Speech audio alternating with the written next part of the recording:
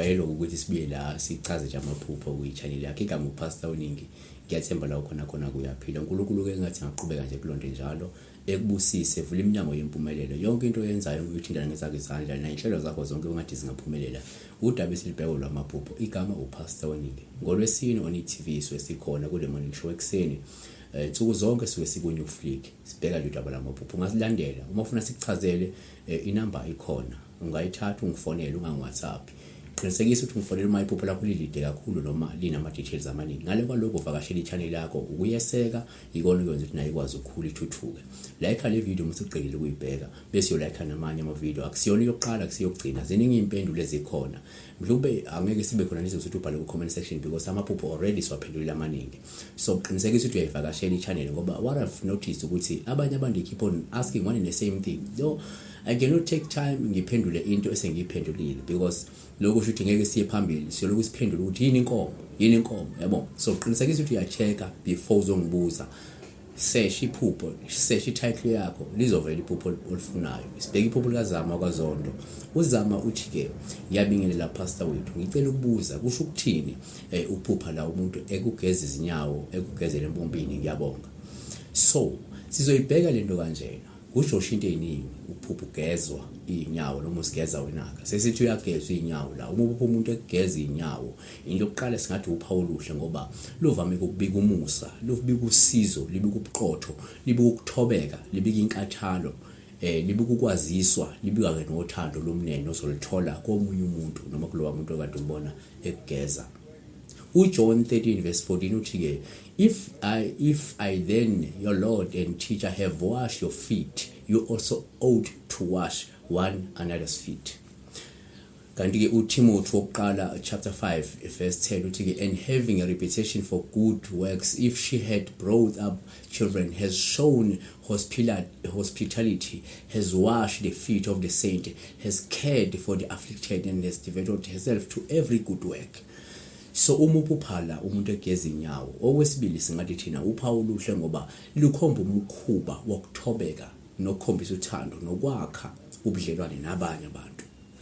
John 13 verse 8 uthi Peter said to him, you shall never wash my feet. Jesus answered him and said, if I do not wash you, you have no part with me. So lento isho ukuthi la umuntu umegeza inyawo usuke ekhombisa la ukuthi uthobekile ngaphasi kwakho futhi ukhombisa lento ukuthi unothando lwakho futhi ukhombisa intshisekelo yokwakha ubudlelwano nawe. Kanti ke la uma uphupha umuntu egeza inyawo kwesithathu singathi thina uphawu olungabe selisho umkhuba wokukhombisa ukuphulukiswa, ukunakekelwa, uxolo, ukubuyisana, ukuhlanzwa, ukuhlanjululwa kanye nokuhlanzwa kwezono. John 13 verse 10 ithi Jesus said to him, he who is bathed needs only to wash his feet, but he is completely clean, and you are clean, but not all of you. Kanti ke okwesine singathi uma uphupha umuntu egeza izinyawo uphawu singathi thina lusho ukuthi lo wamuntu ombona egeza izinyawo unomusa, yabona, nosizo futhi ukhuthalele abanye abantu futhi ubakhathalele aphinde ababeke phambili. 1 Timothy chapter 5 verse 10 ithi and is well known for her good deeds, such as bringing up children, showing hospitality, washing feet of the Lord's people, helping those in trouble, and devoting herself to all kinds of good works. So lo muntu lo esuke egeza inyawo uthi umuntu osuke nomuso nosizo nokhuthalela abanye abantu futhi noma bakhathalele aphinde futhi ababeke phambili kunobeka idimo sakhe phambili. So okwesihlanu esingakusho la ukuthi uphupha umuntu ukugeza inyawo lolu phawu kwesinye isikhathi ke esingathi thina luchaza ukuthi kumele usukume mhlawumbe lapha ke mhlawumbe ngenze kunesichitho futhi ngenze mhlawumbe kunamabhadi ufuna usihlambe wona nesinyama ufuna usihlambe kwena kuze mhlawumbe impilo yakhe izobe siyalunga, yabona. Kanti okunye singathi thina uPaul ngasho isidingo sokuhlambuluka noma senhlambuluko phakathi kwakho nalowa muntu. Mhlawumbe kunento efuna nihlale phansi nilungise nixolelane, yabona. Mhlawumbe kunokungaboni ngasilingi especially umuntu omaziyo, yabona, noma kuma ukuthi umuntu omangazi usho ukuthi kunenhlambuluko edingeka uyenze phakathi kwakho nomunye umuntu, yabona.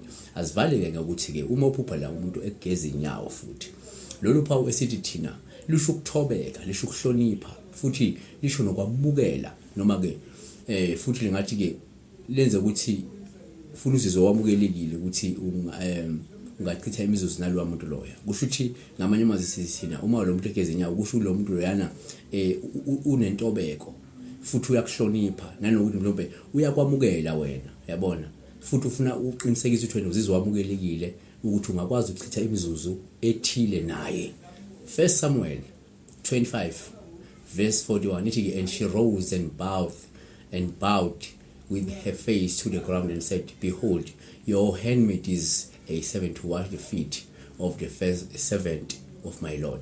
So siyabonga-ke besibheka udaba lokuphupha umuntu ekugeza nje, egeza ngokuhlukahlukene ukuthi ngisho ukuthini, kodwa ngaloko uphawu oluhle kakhulu ukuphupha ugezwa, ngoba-ke lukhomba nje la izinto ezinhle ezikhona, noma-ke likhomba ikusasa nokuthi izinto zekusasa zakho zingalunga uma ungathatha isinyathelo esithile mhlawumbe-ke, yabo. Asivaleke ukuthi sithi thina kuwe le video le siyoqala siyogcina like bese ngiyobheka amanye amavideo. Uma unembuzo awuseshe laphana-ke ku-search box, uyakwazi ukusesha la by title yakho izovela eminye imibuzo mhlawumbe impendulo zemibuzo nayo. Ngaloko lokho ukule ngathi ngolonke ubusise, yabo.